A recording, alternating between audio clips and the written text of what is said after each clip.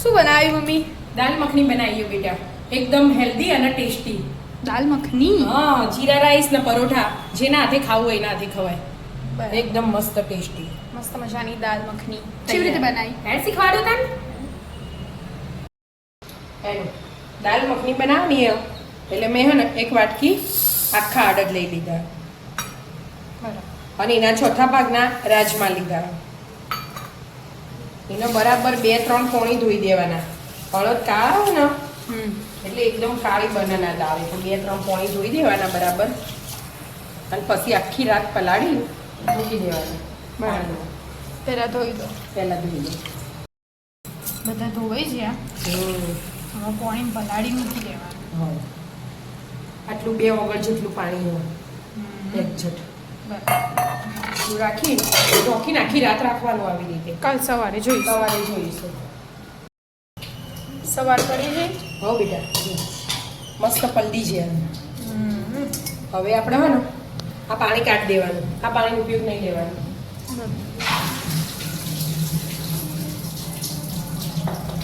ફરી એકવાર ધોઈ દેવાના.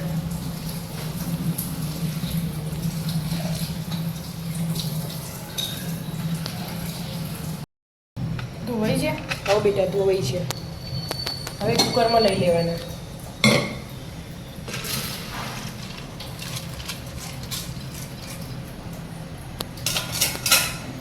એમાં પાણી એડ કરી દેવાનું. બાફવા જોવે ને આપણે એટલું. આટલું આમ હોય એટલે આટલું જ રાખવાનું ઉપર. તો એમાં સ્વાદ અનુસાર મીઠું લઈ લેવાનું. હાલ માપનું નાખવાનું. પછી નાખીશું આપણી દાળમાં. અને એક તમાલપત્ર, એક તજ અને તજનો ટુકડો એટલો નાનો. અને કલર મસ્ત આવે ને લાલ, એટલે અડદ કાળા આવે એટલે કાળો કલર ના આવે, લાલ કલર આવે ને એટલા માટે અડધી ચમચી કાશ્મીરી મરચું નાખવું. અને 1 ચમચી ઘી એડ કરવાનું. આપણે રોજ ખાતા હોય ને દેશી ઘી. આ પગનું છે. હા. અને હવે બંધ કરી દેવાનું. અને ધીમા ગેસે 8-10 સીટી કરી દેવાની. 8-10? હા, 8-10. હાલ ઘડી વાર ગરમ થાય તાજો ફૂલ રાખવાનો, પછી ધીમો કરી દેવાનો. અને 8-10 સીટી કરી દેવાની. સીટીઓ વાગી જાય? હા, સીટી વાગી 5-6 જેવી, પછી બંધ કરી દો. બંધ કરીને અડધો કલાક થયો. એમ ના એમાં હવા ભરેલી જ રાખવાની. હવે ખોટું જો હવા નીકળી જાય ને જો આપણે હવે ચેક કરી લેવાના. ચડી જાય, લાગે જ છે ચડી જાય એવું. જો ચડી જાય એકદમ મસ્ત. હવે આવી રીતે જ ભાગવાના અને બીજું કશું કરવાનું નહીં. એવું? હા, કોનાથી જ ભગવાન? હા. એટલે જેટલા ભાગો ને એટલા ભાગવાના. અંદર થોડુંક પાણી એડ કરવાનું. 1 ગ્લાસ પાણી મેં એડ કર્યું.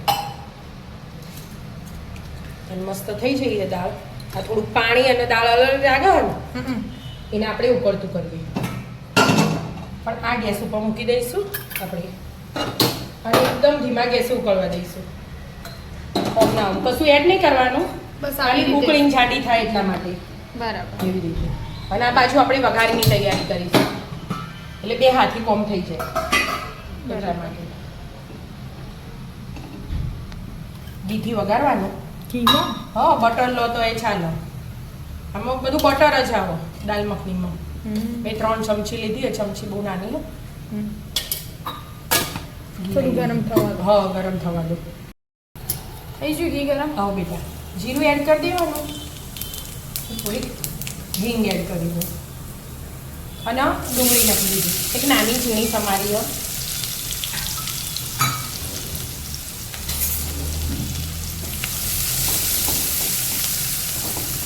ડુંગળી ના નાખવી હોય ને એનું તો નહીં નાખવાનું. ડુંગળી અને લસણ 2.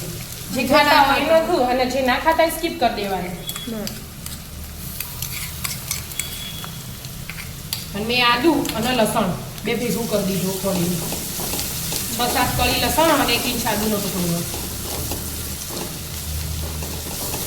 આપણે આ દાળ બાફી ને એમાં મુઠ્ઠી ભરી ચણાની દાળ નાખવી હોય ને તો એ નખાય. જાડો રસો થાય ને એટલા માટે. પણ મેં દાળ બાર કશું એડ નહીં કર્યું આજે. એમ જ આવી રીતે જ બનાવવાનું. ડુંગળી અને લસણને છડવા દો. ચડી ગઈ મમ્મી? હા બેટા, આ 3 ટામેટા આવે ને લાલ ચટાક લેવાના એટલે લાલ કલર આવે એટલા માટે એકદમ કેમ કે અડદ કાળા હોય ને અને દાળનો કલર આપણે લાલ લાવવાનો હોય એટલા માટે તમે તો કાશ્મીરી મરચું એડ કરવાનું હોય અને આ ટામેટા એ લાલ લેવાના છે લાલ થઈએ ને હવે ચડવા દેવાનું પણ હવે થોડા મસાલા કરી દેવાના આપણે આપણે સિમ્પલ હા મીઠું એડ કરી દીધું મેં એટલે ફટફટ ચડી જાય તીખાસ માટે થોડું મરચું રેગ્યુલર આપણે જે વાપરીએ અને ધાણા જીરું અને આવું કલર માટે થોડું કાશ્મીરી નાખી દેવાનું આપણે અડધી ચમચી કાશ્મીરી હવે ચડવા દેવાનું આટલે મસાલા સાથે બધું હા ચડવા દેવાનું ચડી છે મમ્મી હા બેટા ટામેટું મસ્ત ચડી ગયું ડુંગળી લસણ ને આદુ હવે મેં આજે આપણે મૂક્યું હતું ને એ ગેસ બંધ કરી દીધું એકદમ ધીમું રાખી દો જો છાટું થઈ ગયું ને મસ્ત એટલે પાણી અને દાળ છૂટું ના પડે બરાબર એટલા માટે હવે આ દાળ એડ કરી દેવાની એમાં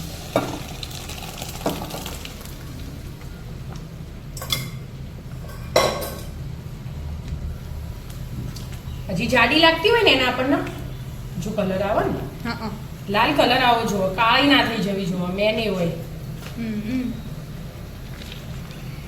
પાણીની જરૂર લાગતી હોય જાડી હોય તો રેડવાનું પણ આપણે પાણીની જરૂર નહીં પાણી મેં પેલા રેડી દીધું હતું ને એટલે બધું હાથે નહીં તો પાણીની જરૂર હોય એકદમ જાડી લાગે તો એક ગ્લાસ ગરમ પાણી કરીને આમાં રેડી દેવાનું બરાબર આ કુકરમાં છે એટલે મસ્ત થઈ જાય પણ આપણે રેડવાની જરૂર નહીં બરાબર જ છે હવે મસાલા હાથે મસ્ત મિક્સ થવા દો હવે થોડું બટર એડ કરી દો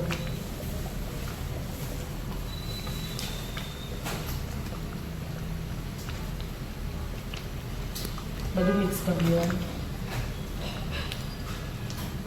આમાં બટર થોડુંક વ્યવસ્થિત જોવો તમે ઘી લો બટર લો જે લેવું હોય આપણે મોટા મોટા 2 ટુકડા નાખ્યા હા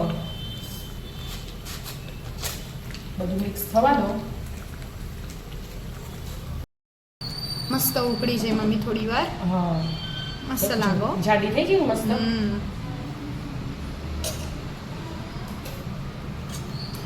લાલ કલર જ આવ્યો આપણને જોવા નહીં હા, લાલ કલર જ જોવો અને કસૂરી મેથી મેથી લઈ લીધી મેં બરાબર મૂકી દેવાની આની ફ્લેવર મસ્ત આવવામાં એટલે અને ઉપરથી ક્રીમ લીધી છે તૈયાર ક્રીમ લેવાય પણ મેં ઘરની લઈ લીધી છે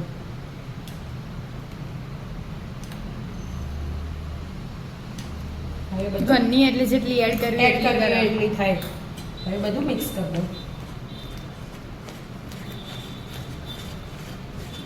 મસ્ત દાળ મખની તૈયાર તૈયાર ભાત હાથે ખાઈ લેવાની જીરા રાઈસ કરો પરોઠા કરો બધા હાથે મસ્ત લાગે એવું હા હવે થોડા ધાણા ધાણા એડ કરી દેવાના ધાણા એ મિક્સ કરી દેવાના મસ્ત અને થોડી ક્રીમ ક્રીમ